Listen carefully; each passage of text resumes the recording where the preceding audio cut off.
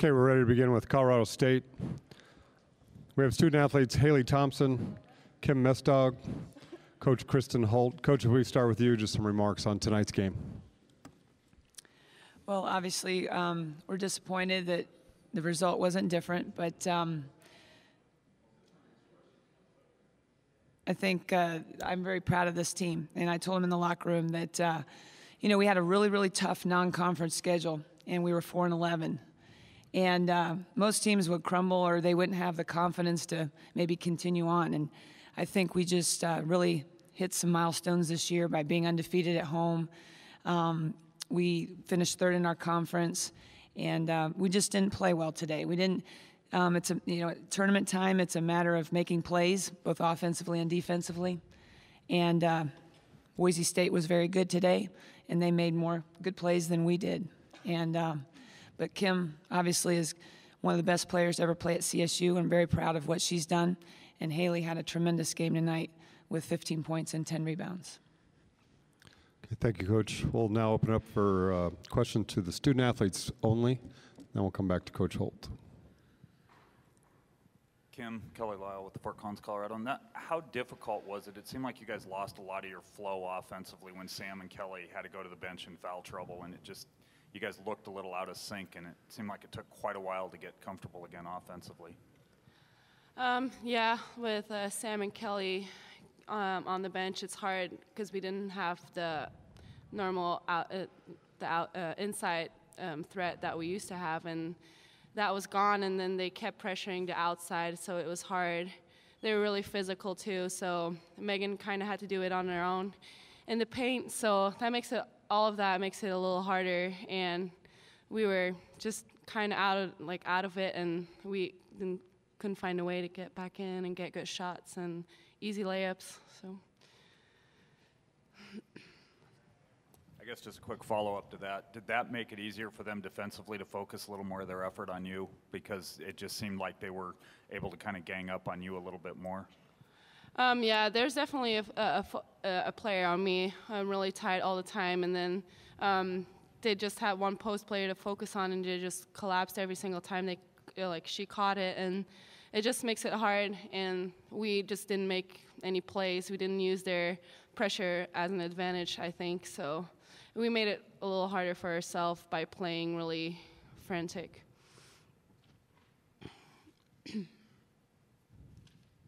Sean Sarr with the Loveland Reporter Herald. Kim, you guys, all that was going wrong, and nothing seemed going right in the second half there. You were able to battle back and pull within 3 on that Ladea Forte jumper. And then what happened on that turnover there? It seemed like you just lost control of the ball. Yeah, I don't really know. I don't think she tipped it or anything. I think just lost control of the ball, and I think we couldn't come up with it. And yeah, we scored a layup on the other side, kind of a crucial moment in the game.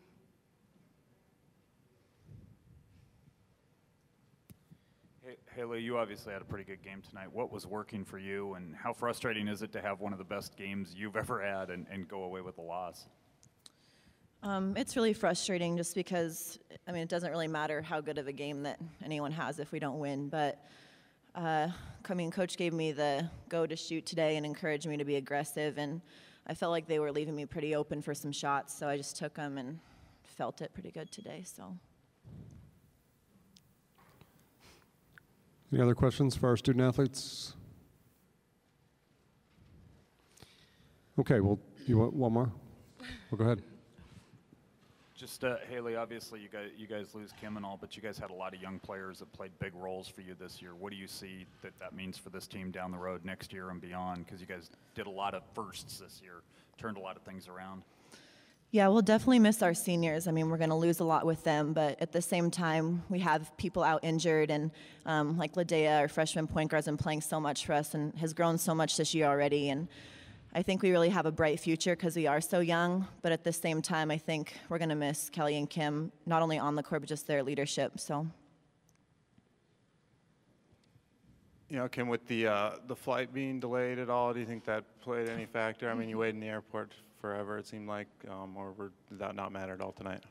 I think we had an entire day to prepare. I don't think we had yesterday's delay in our head, and I think we were ready. We were really fired up, and we came out with a lot of energy, but it seemed like that went downhill in the game, so we couldn't keep that up, but I don't blame the delay on anything.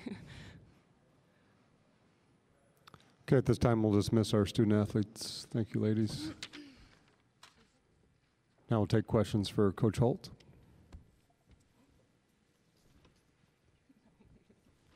Coach, what did Boise do differently than in the previous two games tonight to finally get you guys, I guess, so to speak? I thought their pressure was very strong. You know, my team has had really a problem at times of getting frantic. And I think a lot of that is due to the fact that we just have really one penetrator on our team, and she's a freshman point guard. And really everybody else relies on screens.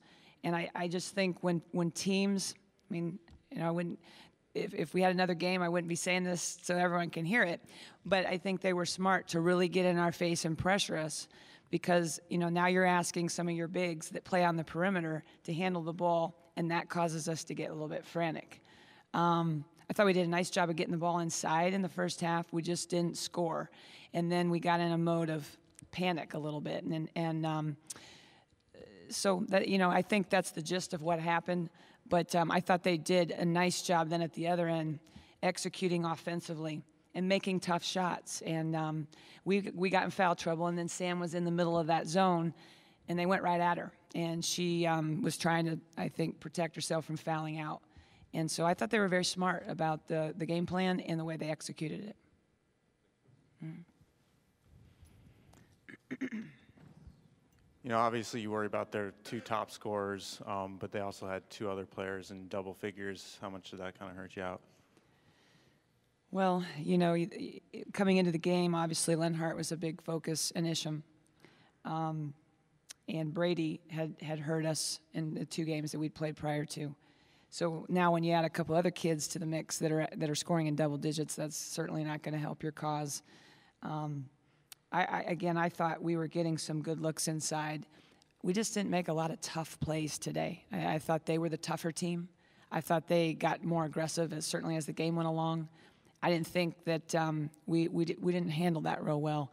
And, you know, it's disappointing, and it's disappointing that we didn't get more shots for Sam. However, I did think that Sam kind of backed off a little bit. And when she missed her first three, I didn't think she seemed as aggressive after that when she caught it. And that certainly contributes too, because Sam needs to score for us. That's just the way it is if we're going to win in a big game like this. Kristen, how difficult was it to have two of your best players sitting on the bench for such a big part of the second half because of the fouls? They both get those fourth fouls really early in the half, and right. I think you went about 8 minutes with neither of them on the floor, and it just seemed like everything really got out of sync during that stretch. Yeah, it did, and that doesn't help us when we have such a small bench anyways, and we rely on those kids so much. You know, I didn't think that we didn't play smart. I mean, I think that some of the fouls that we got were out of frustration. You know, in the backcourt, get a turnover immediately that we hack somebody. Just, you know, just the game, you got to play it composed and poised, and I didn't think that we really handled ourselves very well today.